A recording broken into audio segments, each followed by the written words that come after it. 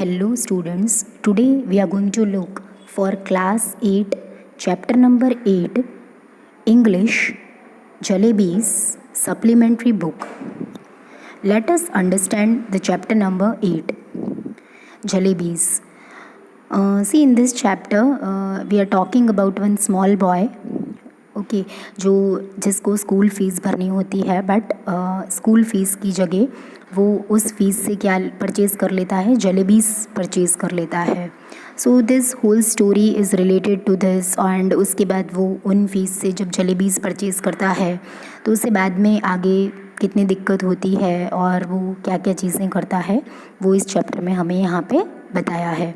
उसे क्या क्या हर्डल्स फेस करने पड़ते हैं that is shown in this chapter. So let us read this chapter. An honest boy is on his way to school carrying money in his pocket to pay the school fees. The first part, let us look for the first part. इसमें बताया है कि एक honest boy है, एक ईमानदार लड़का है जो अपने स्कूल की तरफ जाता है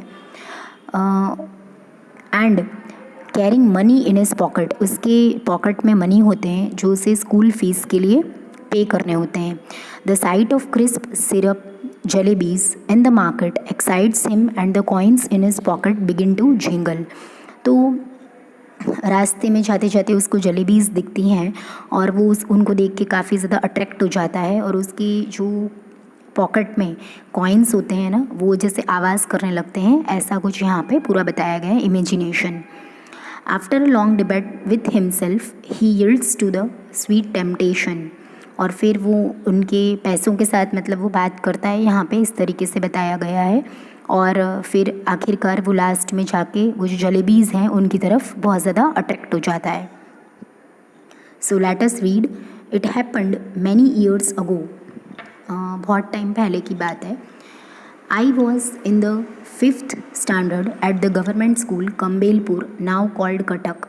तो मैं 5th क्लास में था गवर्नमेंट स्कूल में कम्बेलपुर में जिसको अब अटक कहा जाता है.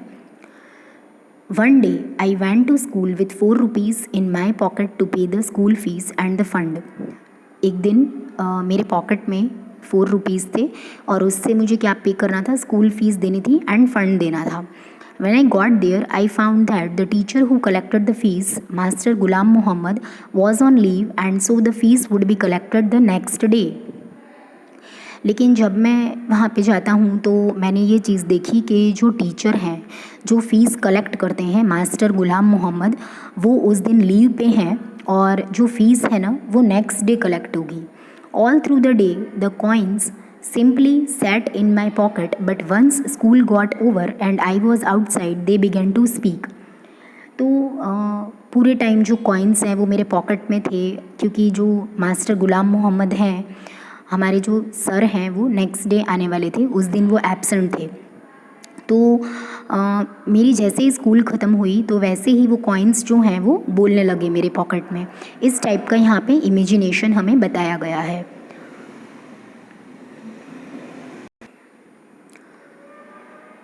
All right coins don't speak. And फिर वो बता रहे हैं, ठीक है, वो जो बच्चा है वो इससे बता रहा है कि all right coins don't speak. मुझे पता है वैसे कॉइन्स बात नहीं करते हैं. दे जिंगल और गो खनक खनक. क्या करते हैं, खनक खनक की नॉइज़ करते हैं. But I am telling you that day they actually spoke. लेकिन उस दिन क्या हुआ, सच में ही कॉइन्स जो हैं वो मुझसे बात करने लगे. One coin said what are you thinking about. तो उसमें से एक कॉइन बोलता है तुम क्या सोच रहे हो. Those fresh hot jalebis coming out of the कढ़ाई in the shop over there, they are not coming out for nothing. Coins बोलते हैं क्या तुम देख नहीं रहे वहाँ पे जो एक शॉप है उसके वहाँ पे शॉप में जो कढ़ाई है उसमें से जो गरम गरम जलेबीज़ निकल रही हैं वो कोई ऐसे ही नहीं निकल रही हैं. Jalebis are mean to be eaten and only those with money in their pocket can eat them. तो जलेबीज़ जो है वो खाने के लिए होती हैं और जिनके पास पैसे होते हैं ना वही उसे खा सकते हैं परचेज़ करके. And money is not for nothing. और मनी जो है वो खाली ऐसे ही नहीं होता है. Money is mean to be spend and only they spend it who like jalebis. और money is mean to be spent, money जो होता है वो खर्च करने के लिए होते हैं, पैसे जो होते हैं वो खर्च करने के लिए होते हैं। And only they spend it who like jalebis, और उन्हें वही लोग खर्च करते हैं जो जिनको जलेबीज़ पसंद है। मीन्स यहाँ पे ये बताया गया कि कॉइन जो हैं वो उस छोटे बच्चे के साथ बातें करने लगते हैं और उसे इंसिस्ट करते हैं कि तुम जलेबीज़ परचेज़ कर लो। जो स्कूल फीस है ना उसके उन पैसों से तुम जलेबीज़ परचेज़ कर लो। Look here you 4 rupees I said to them. ठीक है, अब वो बच्चा बात करता है कॉइन से, ऐसा बताया गया है। 4 रुपीज़ जो उसके पॉकेट में थे। I am a good boy, बोलता है मैं तो एक गुड बॉय हूँ। डोंट मिसगाइड मी, मुझे मेरी राह से मत भटकाओ। और it won't be good for you, ये तुम्हारे लिए अच्छा नहीं होगा। I get so much at home that I consider even looking at something in the bazaar is a sin. तो that boy speaking to the coins that मुझे घर पे काफ़ी सारी चीज़ें खाने के लिए मिलती हैं, तो जलेबीज़ की तरफ देखना ये मेरे लिए एक पाप होगा। सिन मतलब पाप। Besides you are my fees and fund money. ठीक है, और वैसे भी जो तुम पैसे हो ना मेरी जेब में, वो तो मेरी फ़ीस और फंड मनी के पैसे हो, तो मैं तुम जलेबीज़ के लिए कैसे खर्च कर सकता हूँ। If I spend you today then how shall I show my face to master Ghulam Mohammad in the school.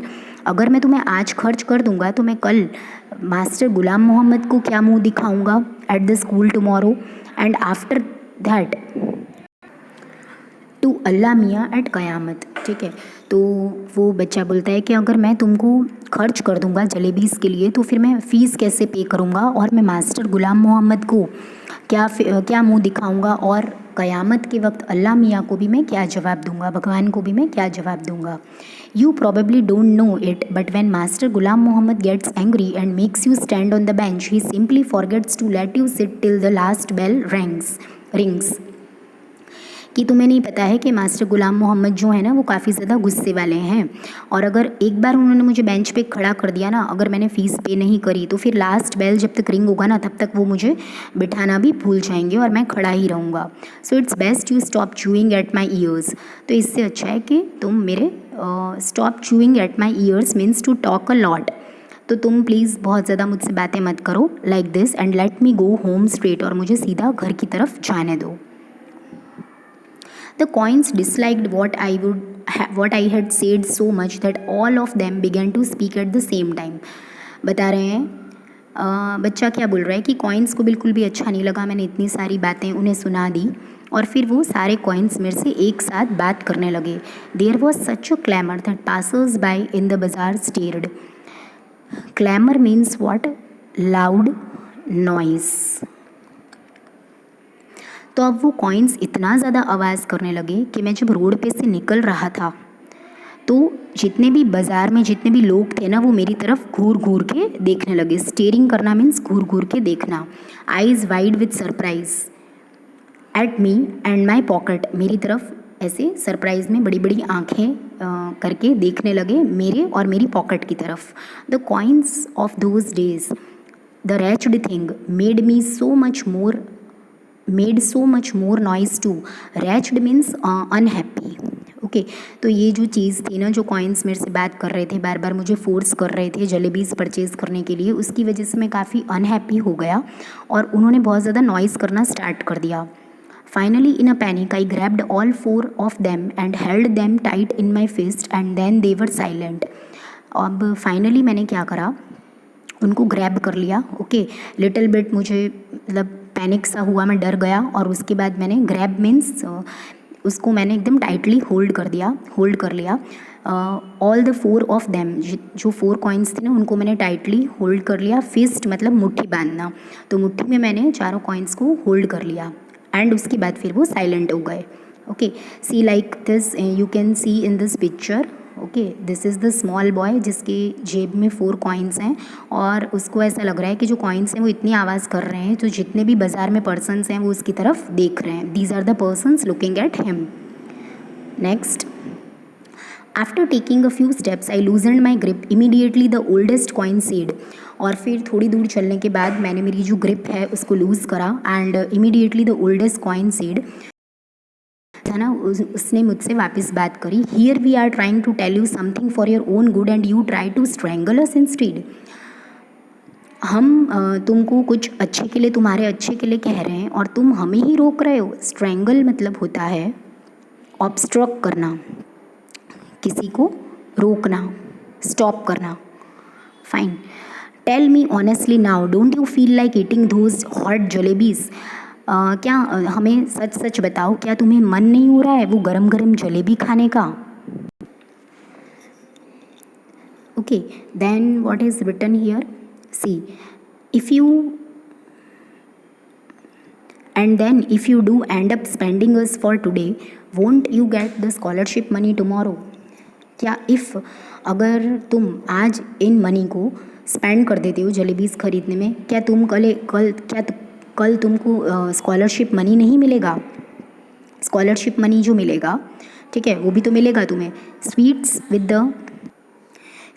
With the fees money, ठीक है। तो तुम क्या करो, जो स्वीट्स है ना वो तो फीस मनी से ले लो, and fees with the scholarship money, और फिर तुम्हें जो स्कॉलरशिप मिलेगी ना कल, वो स्कॉलरशिप तुम फीस मनी के लिए यूज़ कर लेना। एंड ऑफ स्टोरी, किस्सा ख़त्म, पैसा हज़म। तो बस यहीं पे स्टोरी ख़त्म होती है और तुम्हारा सब कुछ सेट हो जाएगा easily. What you are saying is not right, I replied, but it is not that wrong either. ठीक है, अब वो बच्चा बोलता है वैसे तुम जो बोल रहे हो वो सही भी नहीं है और ये इतना ज़्यादा गलत भी नहीं है। Listen, stop blabbering and let me think. Okay, blabbering means talking confusedly. Fine. तो वो कॉइन्स को बोलता है कि प्लीज़ तुम चुप रहो और मुझे सोचने दो। I am not a common sort of boy, मैं कोई ऐसा वैसा लड़का नहीं हूँ। But then these jalebis are no common sort of jalebis either, they are crisp, fresh and full of sweet syrup. ठीक है, तो लेकिन वैसे अगर मैं कोई कॉमन सॉर्ट ऑफ बॉय नहीं हूँ तो ये जलेबीज़ कोई सादी जलेबीज़ नहीं है, सिंपल जलेबीज़ नहीं है, क्रिस्प हैं, फ्रेश हैं और फुल ऑफ स्वीट सिरप हैं। माई माउथ वाटर्ड, और मेरे मुंह से पानी आने लगा। But I was not about to be swept away so easily, लेकिन मैं इतनी जल्दी अट्रैक्ट होने वालों में से नहीं था। In school I was among the most promising students, और स्कूल में भी मैं एक बहुत ज़्यादा मतलब विश्वासी लड़का था। In the 4th standard exams I had even one a scholarship of 4 rupees a month, और 4th स्टैंडर्ड में तो मुझे 4 रुपीज़ की स्कॉलरशिप भी मिली थी। I came from a particularly well to do family, और मैं काफ़ी अच्छी फैमिली से बिलोंग करता हूँ। So I enjoy considerable prestige, और इसीलिए मैं एक काफ़ी अच्छी प्रेस्टीज भी डिज़र्व करता हूँ। Prestige means respect. I had never once been beaten so far, मुझे कभी भी टीचर ने मारा नहीं है। On the contrary, master ji had got me to beat the other boys, उल्टा जो मास्टर जी है ना वो मुझसे दूसरे बॉयज़ को बीट करवाते हैं। For a child of such status, तो इस तरह का अगर स्टेटस है मेरा, standing there in the middle of the bazaar eating jalebis, तो अगर मैं बीच रास्ते में खड़े होके बाज़ार में जलेबीज़ खाऊंगा तो क्या ये सही बात है? No, it was not right, तो ये सही बात नहीं है। आई डिसाइडेड, और मैंने फिर आखिरकार डिसाइड कर लिया। I clench the rupayas in my fist and came home, और मैंने फिर मेरे हाथ में पैसों को पकड़ लिया और फिर मैं घर की तरफ आगे बढ़ने लगा। The coins were so keen on being spent on that day, they kept up their attempts at persuasion till their voices began to choke। ठीक है, और उस दिन तो पता नहीं कॉइन्स को क्या हो गया था, उनको जैसे खर्च ही होना था, तो उन्होंने अपने जो अटेम्प्ट्स हैं, परसुएशन मतलब किसी को फुसलाना, तो कॉइन्स जैसे ऐसा लग रहा था कि मुझे फुसला रहे हैं जब तक उनकी जो पूरी वॉइस है वो चोक ना हो जाए, बंद ना हो जाए। When I reached home and sat on the bed they began to speak, और जैसे ही मैं घर आया, मैं बेड पे बैठा, वो अगेन मुझसे बातें करने लगे।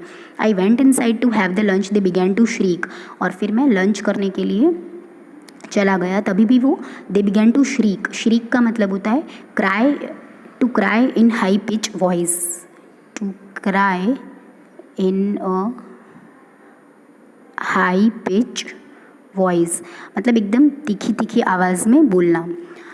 तो जो कॉइन्स हैं वो काफ़ी ज़ोर ज़ोर से जैसे चिल्लाने लगे। थॉरोली फेडअप, और मैं काफ़ी ज़्यादा फेडअप हो गया। I rushed out of the house barefoot and ran towards the bazaar, और फिर मैं तुरंत घर से बाहर निकल जाता हूँ एंड बाज़ार की तरफ भागता हूँ। Terrified I was, but quickly I told the halwai to weigh a whole rupee worth of jalebis, और मतलब मैं थोड़ा सा डरा हुआ भी था, और मैं तुरंत हलवाई के पास जाता हूँ और उसे बोलता हूँ कि मुझे 1 रुपीज़ की जलेबीज़ दे दो। His astonished look seem to be asking where I had the hand craft, hand cart in which I would carry all those jalebis. अब वो थोड़ा सा शॉक हो गया क्योंकि मैं एकदम जल्दी जल्दी आया और मैंने 1 रुपीज़ की जलेबी मांगी। तो वो बोलता है कि अच्छा तुम्हारे पास कोई हैंड कार्ट मतलब पॉलीथीन बैग, तो तुम्हारे पास कोई बैग नहीं है जिसके अंदर तुम जलेबीज़ रखोगे। Those were inexpensive items. अब वो जो जलेबीज़ थी वो इतनी ज़्यादा महंगी नहीं थी। दे वर इनएक्सपेंसिव मतलब चीप होना, जिसके ज़्यादा रुपीज़ आपको पे ना करने पड़े। 1 rupee fetched more than 20 rupees does nowadays. ठीक है, तो 1 रुपीज़ में से तो कितनी जलेबीज़ आ जाती थी जितनी अभी 20 रुपीज़ में आती होंगी। The halwai opened up a whole newspaper and heaped a pile of jalebis on it. और हलवाई ने तुरंत न्यूज़पेपर खोला और उसमें काफ़ी सारी जलेबीज़ जो हैं वो ऐसे हीप करके मतलब एक के ऊपर एक रख दी। Okay, so this was all about part number 1, and in the next video we will be seeing our part number 2 explanation. I hope everybody enjoyed and understood the video thoroughly. If you really enjoyed it and liked it and understood it properly, please give it a like, share among your friends and subscribe my channel for more such videos. Thanks for watching.